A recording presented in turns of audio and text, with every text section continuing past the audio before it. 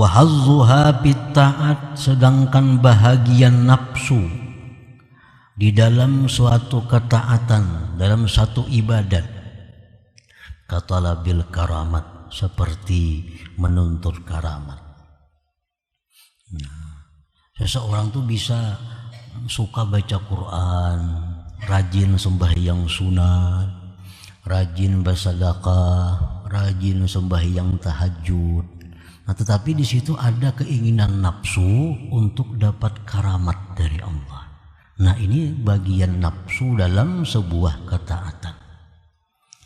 Itu mungkin kita kadang menyadari bahwa dirasa itu baik, dirasa itu boleh-boleh aja. Bahwa kita melaksanakan taat tetapi kita mengingini suatu karamat yang diberikan Allah. Nah, itu ada nafsu di situ. Wal ittila' bil mughayyabat, seperti ingin mengetahui dengan perkara-perkara yang gaib. Ini misal mengamalkan satu surah dari surah Al-Quran dengan harapan bisa mengetahui perkara-perkara yang gaib. Nah, ini adalah bagian dari nafsu dalam sebuah ketaatan.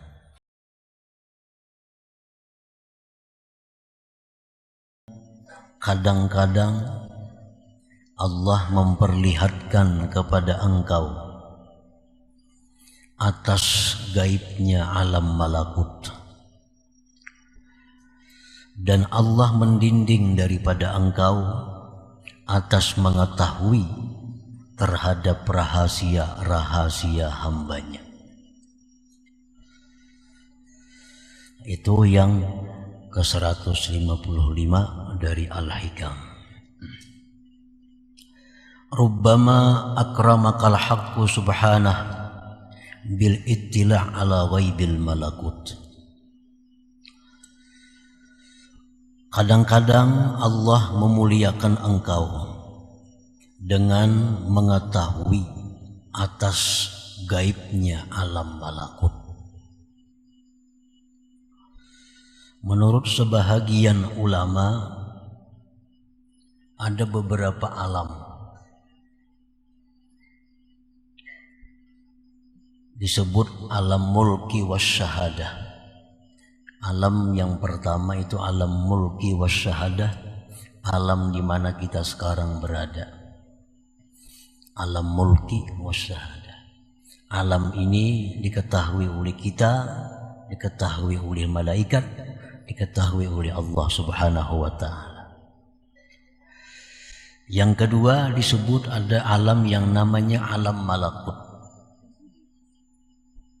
Alam malakut ini hanya diketahui oleh Allah, oleh para malaikat, dan oleh sebagian manusia yang dikehendaki oleh Allah Subhanahu wa ta'ala. Yang ketiga ada yang disebut dengan alamul jabarut. Itu menurut sebahagian ulama itu alam hanya diketahui oleh Allah Subhanahu wa ta'ala. Nah, kadang-kadang Allah itu memuliakan hambanya dengan diperlihatkan kepadanya alam malakut itu. Alam malakut itu contohnya kabaitil izzah di sama'id dunia, seperti Baitul Izzah yang ada di langit pertama.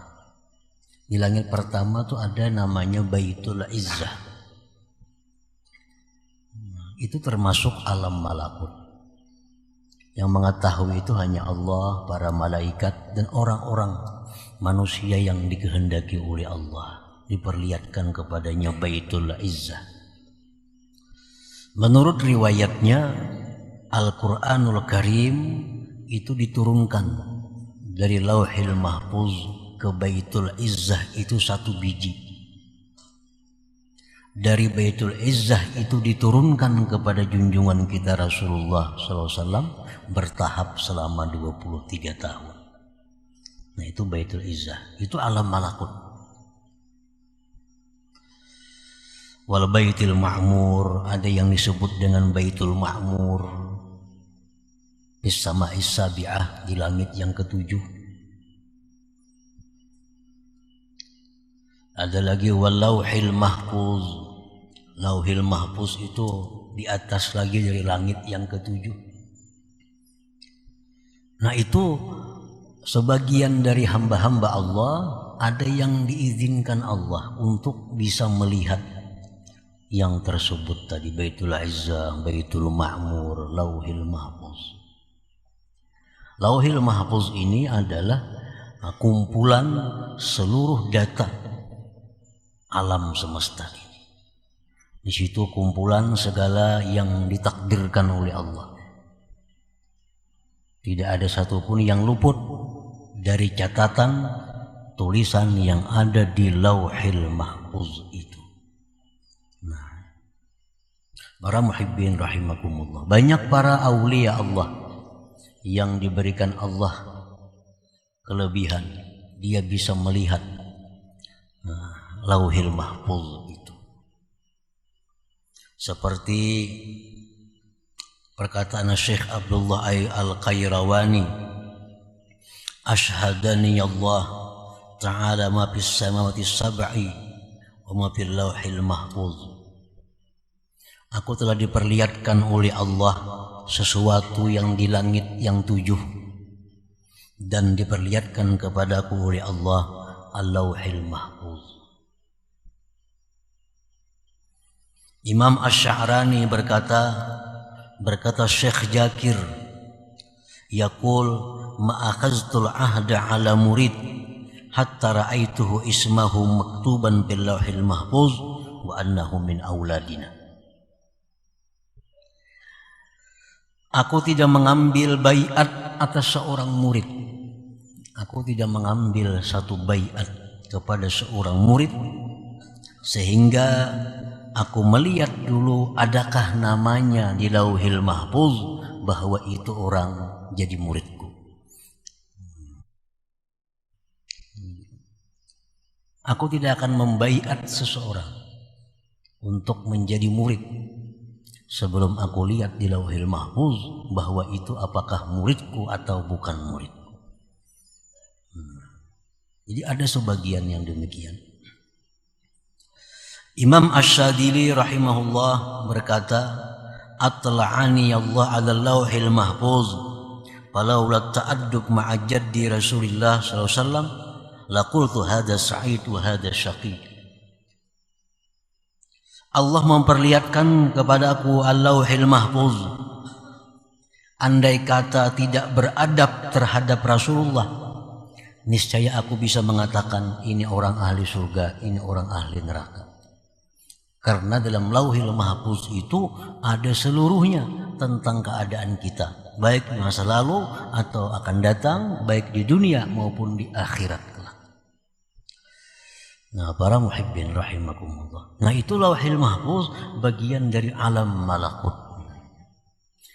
Alam malakut, alam yang tidak bisa dijangkau oleh manusia biasa, kecuali orang-orang tertentu yang dikehendaki oleh Allah Subhanahu wa ta'ala. Nah, kadang-kadang Allah memuliakan engkau dengan diperlihatkan alam malakut, seperti Baitul Izzah diperlihatkan Baitul Ma'mur, diperlihatkan Lauhil Mahfuz, diperlihatkan surga, neraka dan lainnya.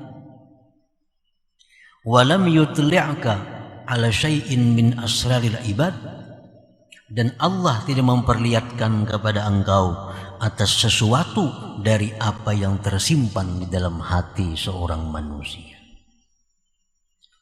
Nah, jadi artinya orang yang sudah biasa melihat Lauhil Mahfuz, sudah bisa melihat surga, sudah bisa melihat Baitul Izzah dan lainnya, itu belum tentu dia diperlihatkan oleh Allah apa yang ada di dalam hati manusia yang di hadapannya.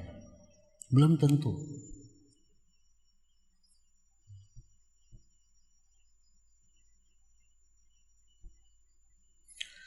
Kenapa Allah tidak memperlihatkan kepadanya rahasia-rahasia yang ada di dalam hati seorang hamba itu?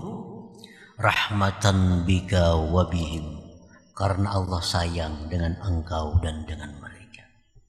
Karena Allah kasih, nah kepadanya Allah lindungi apa-apa rahasia yang ada di dalam hati seorang hamba tadi.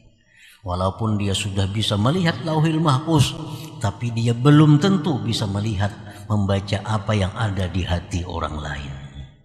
Nah, itu rahmat Allah sebenarnya kepada dirinya dan kepada orang lain itu. Fa innaka rubbama ittala'ta 'ala ma'siyatin fi qalbih fabadarta bi mu'aqabati sahibiha wa adami rahmatih fataka'u fil fitnah. Karena bahwa engkau kadang-kadang mengetahui ada maksiat hati seseorang. Kita ini misal tahu maksiat hati seseorang, ini orangnya pendendam nih. Kita diberitahu Allah, ini orang pendendam dalam hatinya. Orang ini dalam hatinya ria. Nah, kadang-kadang kalau kita diberitahu oleh Allah yang demikian, kita bisa bersegera menindak dia, menghukum dia,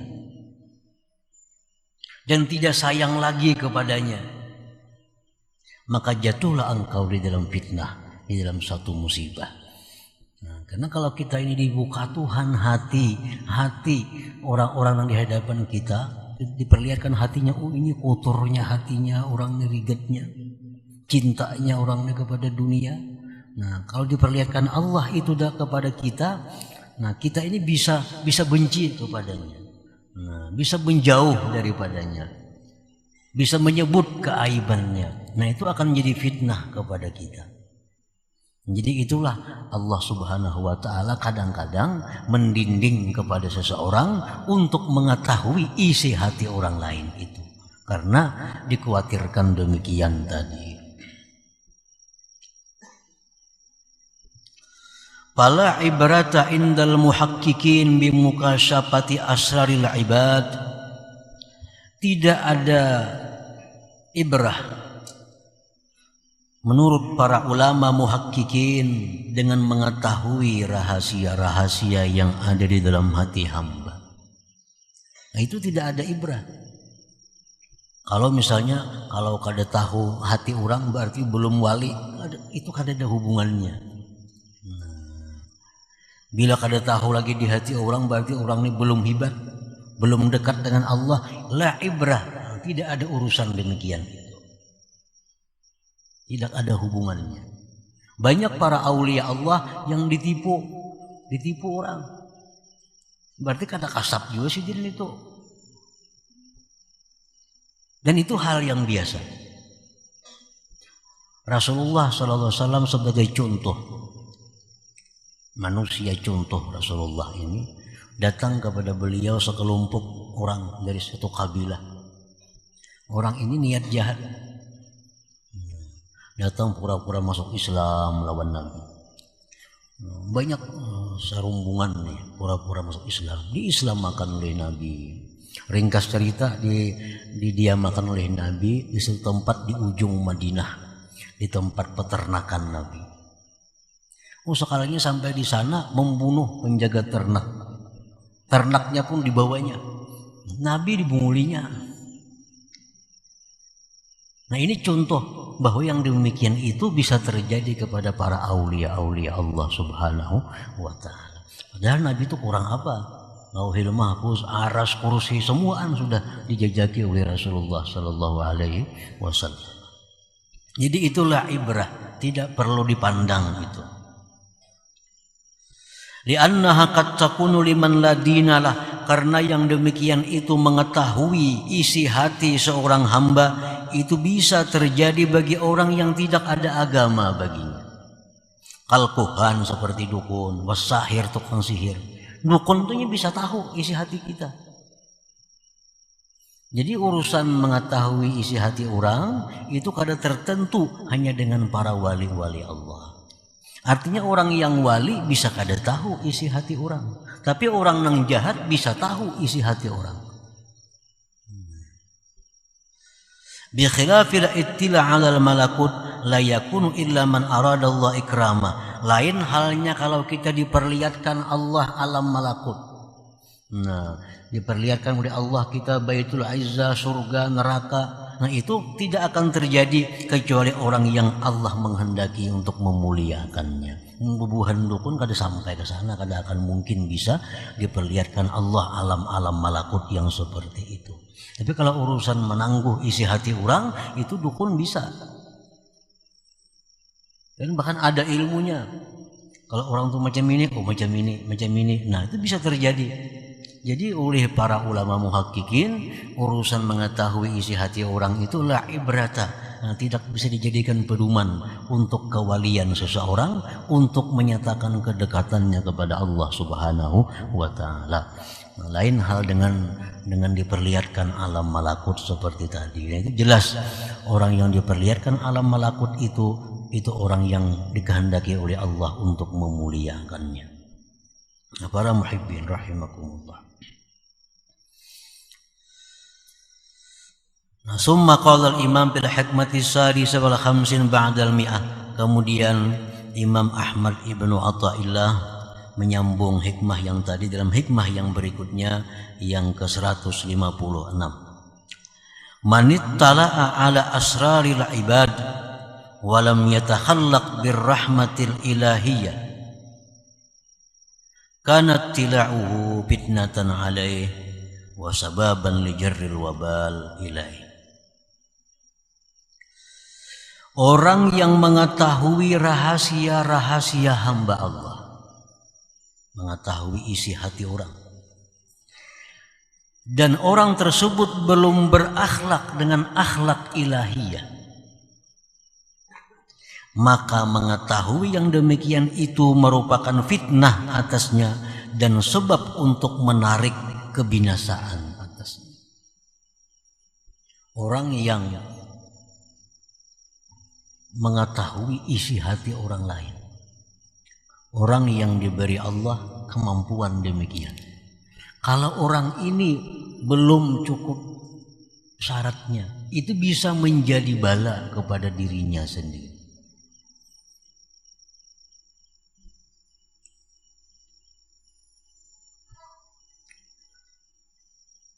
Al-ittila ala asraril ibad qabla at-tamkin bil musyahadah katauhidil af'al wa takhalluqi bi akhlaqir rahman fitnatun azimah wa baliyatun wa musibah.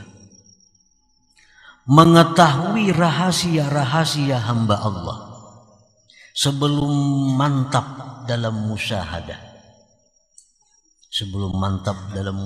sebelum kuat musyahadahnya, seperti tauhid af'al contohnya belum kuat,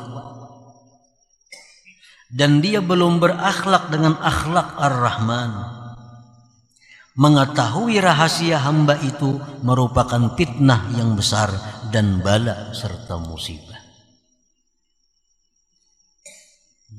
Kita ini mengetahui aib orang, kada usah urusan kasap.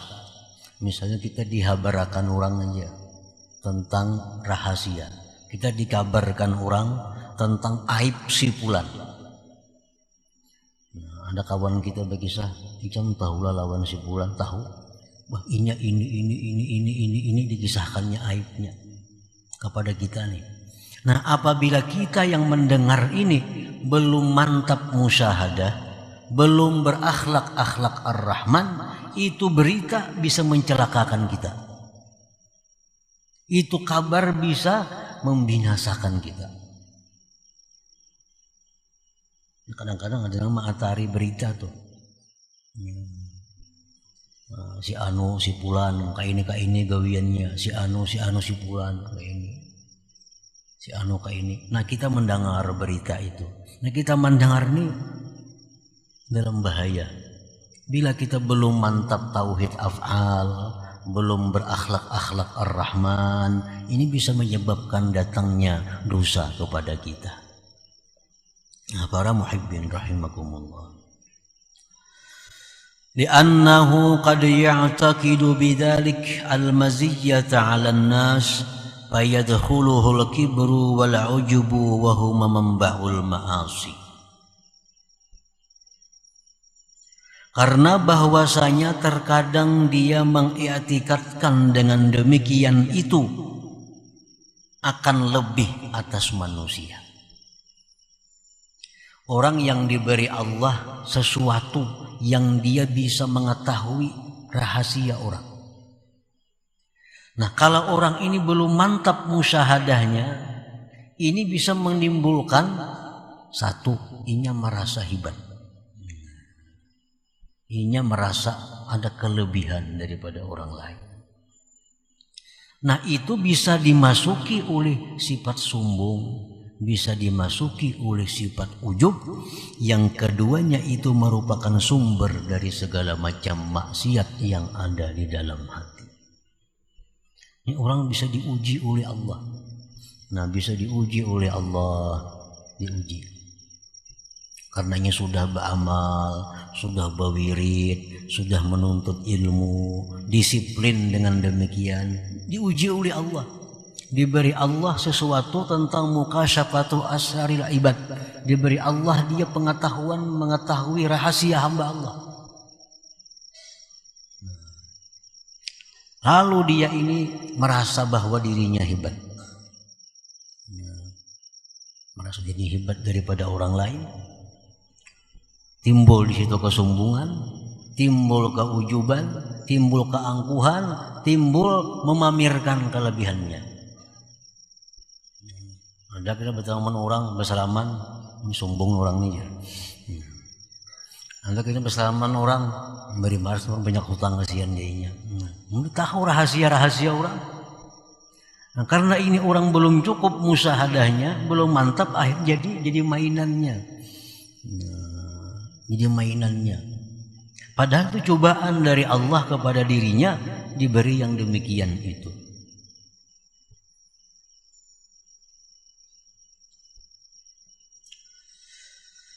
Annahu qad ya'taqidu bidzalik al-maziyata 'ala an-nas fa yadkhuluhu al-kibru wal 'ujbu wa huma manba'ul ma'asi. Wa annahu qad lam yatakhallaq bi akhlaqir rahman. Nah, bisa juga orang yang ini dia belum punya akhlak dengan akhlak Allah Ar-Rahman. Fala yarhamuhum, maka dia tidak sayang kepada mereka. Wala yasturuhum, tidak bisa menutupi aib mereka. Fayaqa'u fil maksiatillah bi maksiatillah taala, maka dia akhirnya jatuh dalam maksiat kepada Allah. Nah, jadi orang ini diberi Allah kelebihan tadi, tahu isi hati orang. Sekalinya kawan kuning kada baik lalu hatinya. Sekalinya kawannya kada baik. Padahal selama ini baik lawan kawannya. Bersayangan lawan kawan, saling bantu membantu, saling bertukar pikiran, saling macam-macam bertahun-tahun. Sekali diberi Allah kasab itu, tahu isi hati kawan. Sekalinya kawan kuning orangnya penjahat nih. Sekalinya orangnya pengkhianat, sekalinya orangnya itu ini, katanya tahu. Nah, akhirnya dia benci kepada kawannya ini. Akhirnya dia memutuskan hubungan kepada kawannya ini. Karena apa? Karena dia mengetahui hal-hal seperti itu, dirinya belum bersifat dengan sifat Allah Subhanahu wa ta'ala. Nah, para muhibbin rahimakumullah, pernah diceritakan Nabi Ibrahim alaihissalam sedang berada di rumah. Datang seorang fakir miskin tua, pengemis.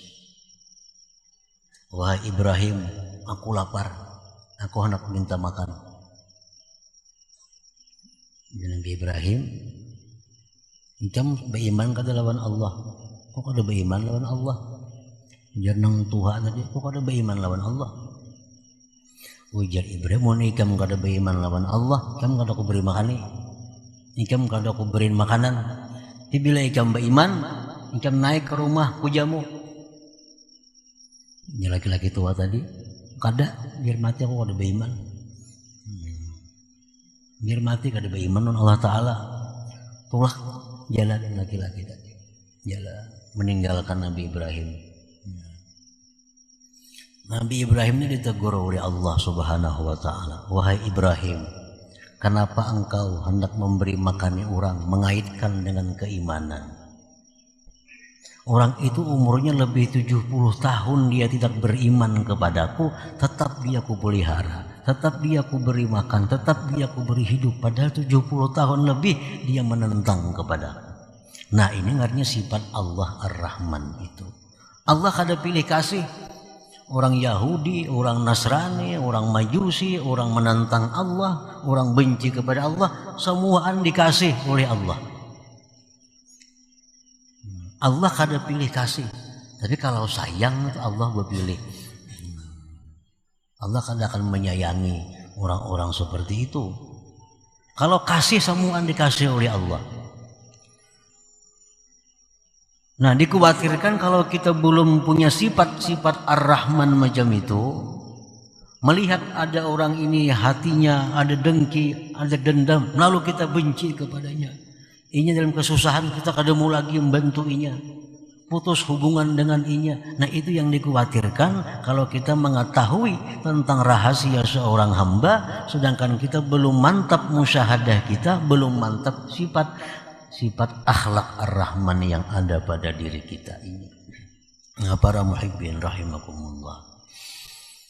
Nah seperti lagi dicontohkan orang yang berakhlak dengan akhlak Ar-Rahman ini, Ma'ruf bin Fairuz Al-Karhi. Beliau itu orang Mesir. Diceritakan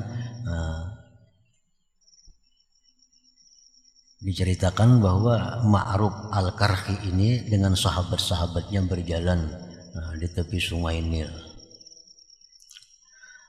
Di sungai Nil itu ada kapal sarumbungan manusia, laki-laki bini-bini nang benyanyian, begembusan, beminuman arak galaan. Di sungai ada yang mengatakan sungai Furat Irak, ada pula riwayat yang mengatakannya sungai Furat di Irak. Jadi ujar murid-murid Ma'ruf Al-Karhi, doakan tinggalan kapalnya tuh, begembusan di kapal, beminuman arak, binian lakian, doakan dan tinggalan kapalnya. Nah ini orang belum punya akhlak dengan akhlak Ar-Rahman. Ujar Ma'ruf Al-Karhi, jangan demikian. Kita doakan aja kepada Allah. Apa doanya? Ya Allah, sebagaimana Engkau telah menggembirakan dia di dalam dunia ini, maka gembirakanlah mereka nanti di akhirat. Dalam dunia ini rame macam itu, di akhiratnya kayak itu pulang enak, mudah-mudahan. Artinya bahasa kitanya orang ini akan diberi Allah kena tobat, lalu inya baik, di akhirat lalunya gembira. Nah ini sifat daripada Allah Subhanahu wa ta'ala. Ini akhlak daripada akhlak Ar-Rahman. Artinya selalu mengasihi manusia, mengasihi apapun, walaupun orang itu maksiat kepada Allah. Cuman arti kasihnya itu berbeda-beda. Macam dalam Ratibul Idrus itu ada Allahumma arham walidina, ya Allah kasihilah orang tua kami. Allahumma arham al-muznib, ya Allah kasihilah, sayangilah orang-orang yang berdosa. Nah artinya apa? Sayangilah orang berdosa itu dengan diberikan tobat kepadanya. Itu maksudnya. Nah jadi apabila kita mengetahui isi hati seorang hamba, sedangkan kita belum mantap tauhidnya, sedangkan kita belum berakhlak dengan akhlak yang mulia, maka pengetahuan kita terhadap hati seorang hamba itu akan mendatangkan bala, musibah dan maksiat kepada kita sendiri. Nah oleh karena itulah Allah Subhanahu wa ta'ala tidak memberi mukasyafah asraril ibad ini kepada setiap orang yang dicintainya. Nah, sebagian orang yang dicintai Allah diperlihatkannya di alam malakut. Ia melihat segala yang terjadi pada alam malakut, tapi ia kada tahu dengan isi hati orang rumahnya sendiri. Itu bisa terjadi karena apa? Karena Allah memberikan rahmat kepada mereka itu. Kalau tahu isi hati, bisa besarakan laki bini, bisa besarakan. Kita ini tahu hati bini, bisa kita sarakinya. Bini tahu isi hati kita, bisa tinggalkannya berjauh kita. Nah itu rahmat dari Allah Subhanahu wa ta'ala kepada kita. Walaupun kita sudah tahu hal-hal yang gaib, tapi kadang-kadang isi hati orang rumah kita kadang diberi Allah untuk mengetahui yang demikian itu. Nah, rahmat daripada Allah Subhanahu wa taala. Nah, kemudian selanjutnya hikmah yang ke-157.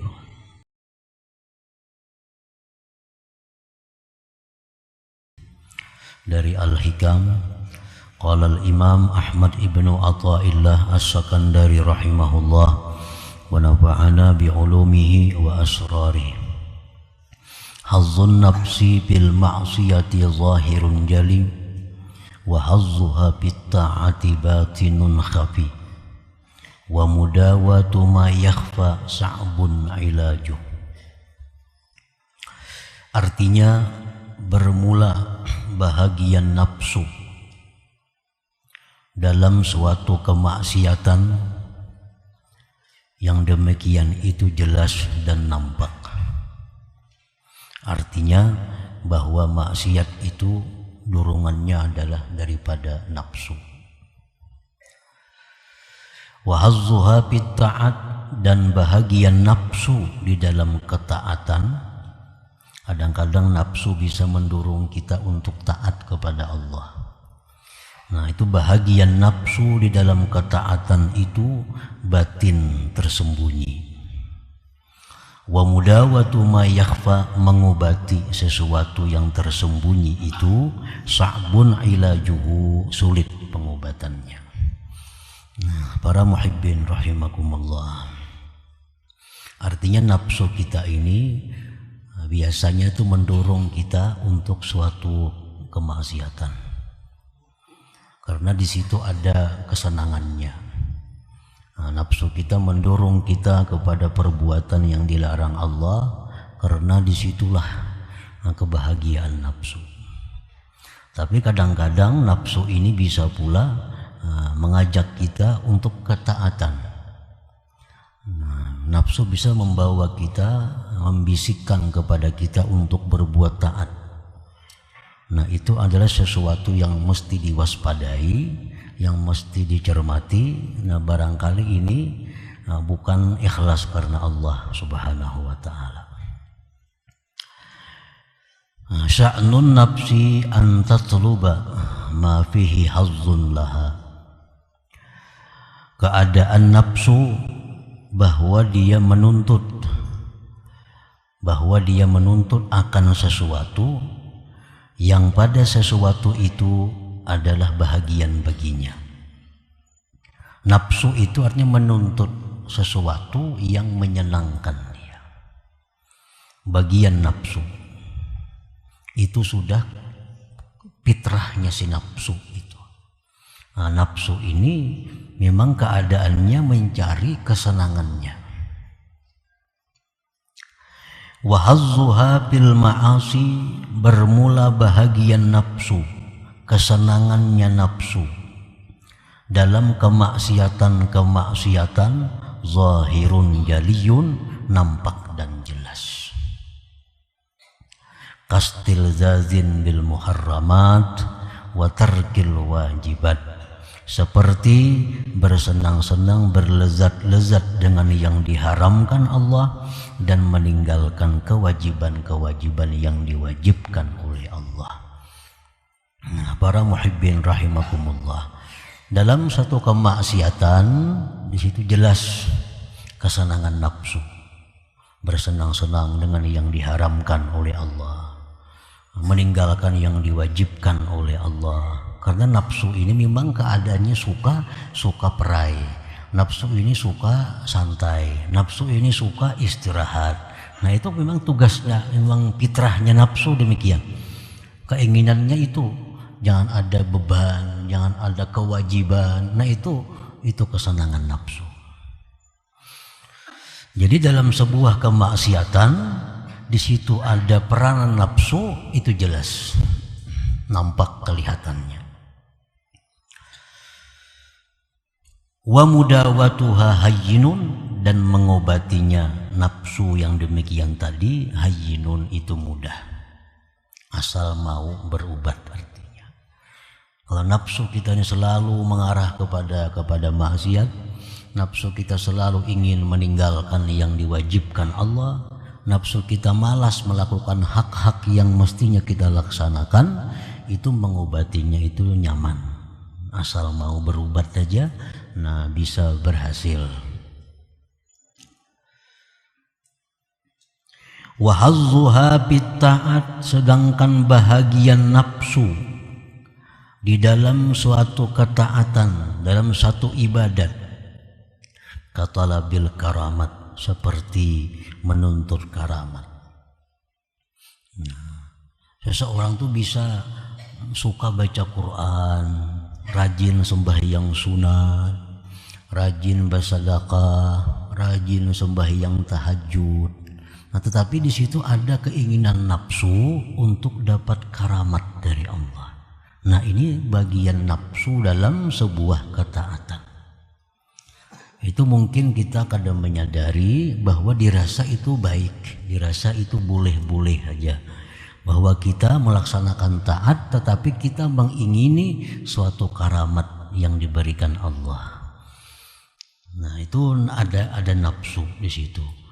Wal ittila' bil mughayyabat, seperti ingin mengetahui dengan perkara-perkara yang gaib.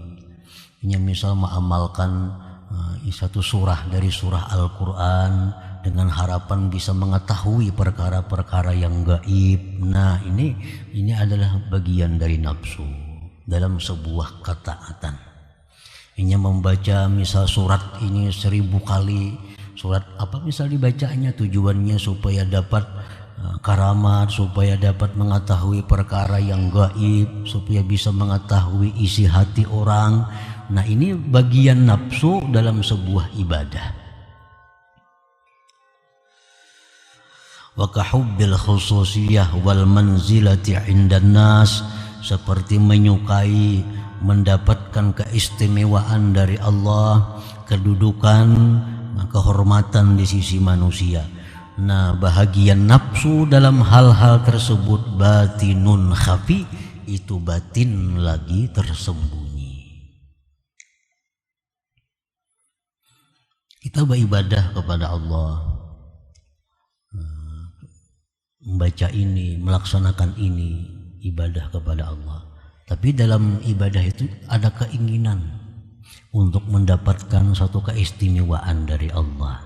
Nah, ini anggarannya, ini namanya adalah bahagian nafsu. Berarti dia beribadah itu bukan semata-mata mencari keridhaan Allah, tapi ada sesuatu ipik yang didapatnya. Nah, ini tersembunyi. Wa mudawatuha as'ab minal awal, mengobati ini lebih sulit dari yang pertama tadi.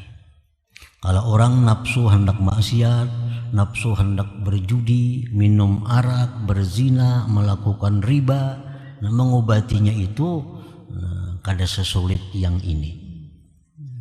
Kalau kita beribadah kepada Allah menghendaki suatu kemuliaan, kita beribadah kepada Allah menghendaki satu kedudukan, kita beribadah kepada Allah ingin jadi wali. Nah, ini bagian nafsu. Mengobatinya itu adalah lebih sulit dari yang pertama tadi. Li'anna mudawatal awwali, karena mengobati yang pertama, yang mana dirinya hendak melakukan maksiat, hendak meninggalkan yang wajib. Nah, mengobati itu mungkin bil uzlah, dengan uzlah. Nah, ini nafsunya ini mendorong inya minum arak, mendorong inya berzina, mendorong inya berkata-kata nang kada bagus, mendorong inya untuk hal-hal nang negatif. Nah, ini mengobatinya bisa dengan cara uzlah. Dengan cara uzlah. Uzlah artinya apa? Bisa uzlah ini uzlah kecil, uzlah sugra, tetap aja di kampung berdiamnya, tapi dia menghindari pergaulan-pergaulan selain yang diwajibkan dan disunnahkan. Paling sembahyang Jumat ke masjid bulik habis, kada turun lagi nya ke tanah. Sembahyang zuhur ke masjid habis zuhur bulik. Sembahyang asar ke masjid habis asar bulik. Nah, kada ada singgah di warung, bepandiran, kada ada. Nah, ini mengobatinya mudah. Dengan uzlah, nah bisa terhindar dia dari kemaksiatan tadi. Wal firar min mawatil asrar, dan lari daripada tempat-tempat orang jahat. Nah, dulunya misal kita suka melakukan maksiat karena kita suka berkumpul di tempat-tempat orang jahat. Nah, imbah ampih ke sana jangan lagi. Sudah berhenti kita melakukan kemaksiatan tadi. Wa bi suhbatil akhyar, dengan berkawan orang-orang yang baik. Dulunya kita suka melakukan maksiat karena kawan-kawan kita ini ketuju maksiat. Kita ketuju menggunjing, menggibah orang karena kawan kita ahli gunjing. Itu mengobatinya nyaman. Jangan dikawani lagi ini tuh. Jangan dikawani lagi. Ganti kawan dengan akhyar. Ganti kawan dengan yang baik, yang suka berzikir, yang suka bersalawat, suka memberikan nasihat. Ganti kawan dengan itu, otomatis kita akan jadi baik. Man sahibal akhyar sara minal akhyar wa in kana minal asrar. Itu perkataan ulama. Man sahibal akhyar, siapa yang berkawan orang baik, sara minal akhyar, dia akan jadi baik. Wa in kana minal asrar, sekalipun dia orang jahat. Sekalipun dia orang jahat, karena selalu berkawan orang baik, dia akan jadi orang baik. Wa bi kasrati ta'at wal azkar, nafsu yang suka maksiat itu bisa diobati dengan banyak berbuat taat dan zikir-zikir. Wa sama'il ayat wal akhbar, mendengari ayat-ayat Quran dan hadis-hadis Rasulullah sallallahu alaihi wasallam. Walhasil mengobati nafsu yang suka dalam satu kemaksiatan itu kada terlalu sulit asal mau mengobatinya. Asal hakun berubat. Bi khilafis sani, bersalahan yang kedua. Bersalahan yang kedua ini sulit mengobatinya. Ini kada mampan dengan dibawa uzlah, bisa babangat, dibawa banyak berzikir, bawa banyak berselawat, bisa bertambah sakit. Karena ini orang nafsunya itu ingin punya karamat dengan taatnya itu. Nah, ini orang ingin punya keistimewaan. Ini orang dengan ibadatnya mengingini bahwa dia tahu rahasia-rahasia yang akan terjadi. Nah, ini beribadah, berbuat taat, tapi ada bahagian nafsu di situ. Nah, mengobati ini kada bisa dengan uzlah, kada bisa dengan banyak berzikir. Karena makin banyak berzikir, ini makin sangat mengharapkan dapat karamat. Makin banyak bersalawat, makin mengharapkan banyak dapat keistimewaan dari Allah. Nah, ini makin menunjul nafsunya. Nah, bi khilafis sani, yang kedua ini berat pengobatannya. Pala yudawihi, maka tidak bisa mengobati akan yang kedua ini illa syaikhun, kecuali guru, mursyidun yang membimbing kepadanya. Nah, kecuali ini guru khusus, maka ini dokter spesialis maka ini. Jadi orang semacam ini jangan hendak mengulah amalan sendiri, jangan hendak mengulah pekerjaan sendiri, harus di bawah bimbingan seorang guru yang membimbing dia. Illa pala yudawihi, tidak bisa mengobati akan dia illa kecuali syaikhun, seorang guru, waliyun yang wali, mursyidun yang membimbing dia. Nah, karena bila gurunya memberinya amalia-amalia, nah, ini kada tahu apa-apa faedahnya, maka ini akan mengamalkan itu semata-mata karena Allah, semata-mata karena mengharapkan keridaan daripada Allah. Ini kada tahu. Kan guru baca ini, baca itu, yang tahu faedahnya pokoknya baca ini. Nah, jadi bacanya kada tahu. Jadi apa kayaknya kada tahu.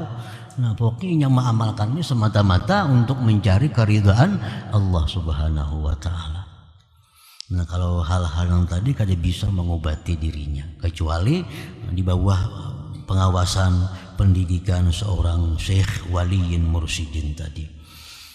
Yashabuhu, yang dia sertai akan itu guru tadi, akan syekh tadi, bil mahabbati shadiqah, dengan kecintaan yang benar, wat tasdiqil jazim, dan keyakinan kepercayaan yang bulat terhadap gurunya itu. Nah, orang ini mesti menyertai gurunya dengan modal kecintaan yang benar-benar cinta kepada gurunya, ditambah keyakinan kepercayaan yang bulat terhadap gurunya.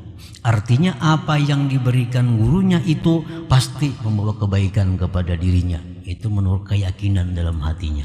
Nah, dengan itu bisa diobati ini. Bisa diobati. Nah, para muhibbin rahimakumullah. Fal wajibu 'alal 'abdi ittihamu nafsihi wa muraqabatuha. Maka wajib atas seorang hamba itu berburuk sangka kepada nafsunya dan mengintainya. Nah, dalam hati kita ini ada keinginan melaksanakan sesuatu ibadah. Dalam hati kita ada bisikan, baca Quran. Nah, baca Quran. Jangan selalu percaya dengan bisikan hati ini. Ini nafsu kita menyuruh baca Quran, apa? Ada dorongan daripada dalam hati kita bersedekah. Jangan langsung bersedekah. Nah, jangan langsung percaya dengan apa yang dibisikkan dalam hati kita. Karena kita masih dikuasai oleh nafsu kita. Apapun perbuatan taat yang timbul dari geritik hati kita, jangan langsung dipercaya, jangan langsung diiyakan.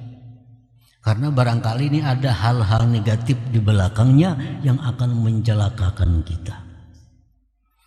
Nah, oleh karena tadi orang seperti ini harus di bawah bimbingan seorang mursyid yang bujur-bujur, artinya supaya jangan tahu apa-apa. Jam hari ini bersedekah 10.000, jar gurunya misalnya, keluarkan sedekah. Kan pernah isok bersedekah 20.000, keluarkan. Jangan tahu apa-apa. Pokoknya percaya penuh kepada pembimbingnya. Nah, ini bisa hilang karena keinginan nafsu dalam ketaatan kepada Allah Subhanahu wa taala. Nah, maka wajiblah atas seorang hamba itu berprasangka buruk. Jangan percaya kepada dirinya, jangan percaya kepada nafsunya, dan mengintainya. Fa idza stahlathu an-nafsu bi syai'in min at-ta'at fa akhrijha anha ila ghairiha min at-ta'at. Fa in saqulat fa'lam annaha laha hazzun wa laysat limardatillah subhanahu wa ta'ala. Apabila memaniskan, melezatkan akan dia oleh nafsunya dengan sesuatu daripada ketaatan. Dalam melakukan sebuah taat, misal kita berzikir 1000 sehari misalnya, atau bersalawat 1000 sehari. Kenapa ini rasa nyaman nih? Rasa manis, rasa nyaman. Coba alih ke amalan lain. Coba pindah, keluarkan nafsu itu daripada taat itu kepada taat yang lain. Sekarang zikir ini orang kada berguru nih, kada berguru. Zikir 1000 sehari, salawat 1000, nyaman itu nyaman. Nah, coba pindah lain pada itu. Baca Quran 2 juz. Ada usah berzikir 1000, ganti lawan Quran 3 juz, nang waktunya sama. Misal berzikir 1000-nya habis setengah jam, baca Quran yang kira-kira setengah jam juga. Ternyatanya baca Quran rasa kada nyaman. Nah, baca Qurannya rasa kada nyaman. Tapi kalau baca zikirnya nyaman, berarti dalam bacaan zikir itu ada kenapsuannya. Berarti ada nafsu di situ. Karena ini sama-sama diridai oleh Allah. Baca Quran diridai Allah, berzikir diridai oleh Allah. Kalau kita mencari keridaan Allah, sama aja nyamannya mestinya. Baca Quran nyaman juga, zikir nyaman juga, karena sama-sama ini keridaan Allah. Tapi kalau kita baca zikir nyaman, baca Quran kada nyaman, berarti baca zikir ini ada sesuatunya yang menyebabkan maulah nyaman itu. Nah, di situ dikhawatirkan ada bahagian nafsu. Mungkinnya baca zikirnya hendak jadi apa dalam dorongan hatinya supaya dapat rahasia-rahasia apa, supaya ingin jadi wali misalnya. Nah, itu bagian nafsu. Orang yang jadi wali kada bakal wali, nang hendak jadi wali itu kada mau jadi wali. Orang yang wali itu orang terus beribadah kepada Allah, mencari keridaan Allah, mau diangkat jadi wali. Kalau orang baunting berdahulu nak jadi wali, kadang mau jadi walinya. Ada kenapsuannya, ada hazzun nafsi, ada kepentingan nafsu dalam ibadahnya itu. Nah, jadi coba itu. Jikalau berat, nah ketahuilah bahwa itu berarti ada nafsu, bukan keridaan Allah Subhanahu wa ta'ala. Nah, para muhibbin rahimakumullah. Nah, apalagi yang kita pindah ini kepada amal yang sebenarnya lebih diridai, lebih disukai oleh Allah. Contohnya nang jelas kita nih ada bisi sembahyang qadaan contohnya. Nah, sembahyang qadaan banyak, zuhur banyak ketinggalan, asar banyak keadaan bisi. Bila kita melaksanakan qadaan ini, kenapa kita kulir? Kenapa kita malas? Padahal ini diwajibkan dan paling ganal pahalanya. Tapi bila kita sembahyang lain, sembahyang witir, duha, kenapa rajin? Nah, berarti di sini jelas ini ada dorongan nafsu. Nah, bukan mencapai keridaan Allah. Kalau ingin mencari keridaan Allah, pastinya membiriskan nang pardu-pardunya dahulu. Sembahyang banyak beberapa tahun nang ada karuan sembahyang. Nah, mendengar ada fadilat witir bagus, hendak berwitir. Mendengar ada sembahyang duha, hendak duha. Ini jelas sudah nafsu, bukan mencari keridaan Allah. Jika mencari keridaan Allah, nah pasti nang perlu diberiskannya, nang paling disukai Allah. Amalan yang paling disukai Allah, yang paling besar pahalanya, yang paling cepat mendekatkan kepada Allah, melaksanakan yang dipardukan Allah. Itu paling banyak pahalanya yang dipardukan oleh Allah. Hajar nang sunat-sunat ini. Nah, itu atau kita membanding dengan yang sama martabatnya. Sama misalnya ibadah ini dengan ibadah ini sama, tapi kita katuju sebuting ini kada katuju. Nah, berarti yang katuju itu ada nafsunya, kada murni mencari keridaan Allah. Jika murni mencari keridaan Allah, kedua-duanya kita suka, kedua-duanya kita nyaman. Nah, para muhibbin rahimakumullah, banyak dikisahkan oleh para ulama tentang contoh-contoh ini. Ada seseorang yang begitu rajin tawaf. Rajin tawaf. Tawaf itu apa tuh? 7 kali putaran. Tapi nya rajin tawafnya, suka tawaf. Begitu disuruh oleh mamanya, nak ambilkan pang banyu sagayong di dapur, nah berat hatinya. Sudah tawaf maka rajin 7 kali putaran. Disuruh mama ambilkan banyu sagayong, kenapa rasa kulir, rasa berat? Berarti tawaf tadi kada murni karena keridaan Allah. Berarti tawaf tadi ada sesuatu nafsunya tersimpan di dalamnya. Jakanya mencari keridaan Allah, lebih ganal pahalanya melaksanakan suruhan mama ini daripada melaksanakan tawaf tadi. Nah, para muhibbin rahimakumullah, jadi setiap amalan yang kita rajin, coba kita pindah kepada amalan lain. Kalau sama rajin berarti bagus, berarti kada ada dorongan nafsu. Kalau satu rajin, satu kada rajin, nah itu berarti ada nafsunya. Kecuali umpamanya nang amalan memang amalan nang rendah misalnya nilainya, nah itu lain masalah. Ini amalan yang kita laksanakan ini amalan yang tinggi nilai di sisi Allah. Kalau kita bila pindah nang rendahnya kita kada katuju, nah itu lain kisahnya ini. Ini amalan nang sejajar nilainya atau amalan nang lebih abdal. Bila itu malas, yang di bawah ini rajin, berarti ada kenapsuan. Macam kita misalnya bersedekah Yang paling banal pahalanya lawan ibu bapak, lawan keluarga, karena itu sedekah sekaligus silaturahim. Tapi kita membantu kula ini kenapa maka kulir? Sudah orang lain maka dibantu habis-habisan. Itu sudah jelas ada ikhlas karena Allah. Jakanya ikhlas mencari keridaan Allah, pasti mencari nang ganal pahalanya, pasti mencari nang banyak keridaan Allah Subhanahu wa ta'ala. Nah itulah nafsu tadi. Setiap ibadah yang dicampuri oleh nafsu itu merusak keikhlasan ibadah itu. Yang mestinya beribadah itu limardhatillah, untuk mencapai keridaan Allah, tetapi ternyata ibadah ini untuk bagian daripada nafsunya itu. Nah, para muhibbin rahimakumullah, makanya jar Nabi aduwika nafsuka allati baina jambaik. Paling musuh di antara segala musuh itu adalah nafsu engkau, yang ada di dalam diri engkau. Karena dia bisa mengemas sesuatu kebaikan seolah-olah baik, nah kada tahu di dalamnya yang menggugurkan nilai ibadah itu di sisi Allah Subhanahu wa ta'ala. Kalau kita bisa memerangi nafsu kita, mendidik nafsu kita, itu disebut Nabi jihadun akbar, jihad besar. Melawan orang kafir itu jihadun asgar, jihad kecil. Kita bersama senjata nak berperang lawan orang kafir, itu jihad kecil. Tapi kalau kita berperang melawan nafsu, membendung kehendak nafsu, itu jihadun akbar, jihad besar. Kenapa disebut melawan nafsu ini jihad besar? Melawan orang kafir itu jihad kecil. Satu, kita melawan nafsu ini 24 jam kada ada perainya. 24 jam. Dan banyak yang dijagai. Nafsu bisa lewat mata, bisa lewat telinga, lewat macam-macam.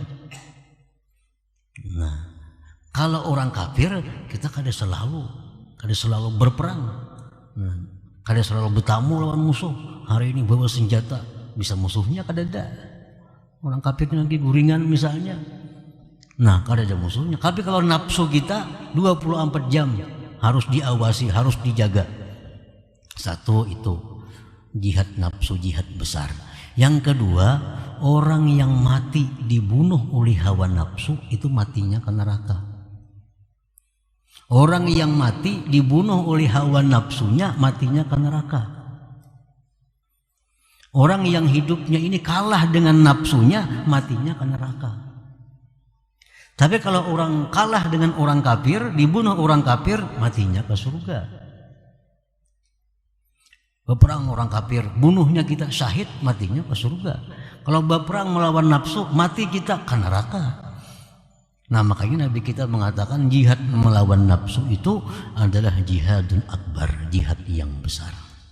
Nah para muhibbin rahimakumullah, kama waqa'a li ba'dihim annahu haddathathu nafsuhu bil khuruj ila al-ghazwi wa azharat lahu anna dhalika lillahi ta'ala faqala ya rabbi nabbihni li maqsidiha fa inni muttahimun laha. Ada sebagian di antara para ulama yang mana nafsunya mengajak dia untuk keluar berperang. Nah, nafsunya mengajak, ayo kita berangkat, itu orang lagi berperang dengan orang kafir. Dan berperang itu kita karena Allah.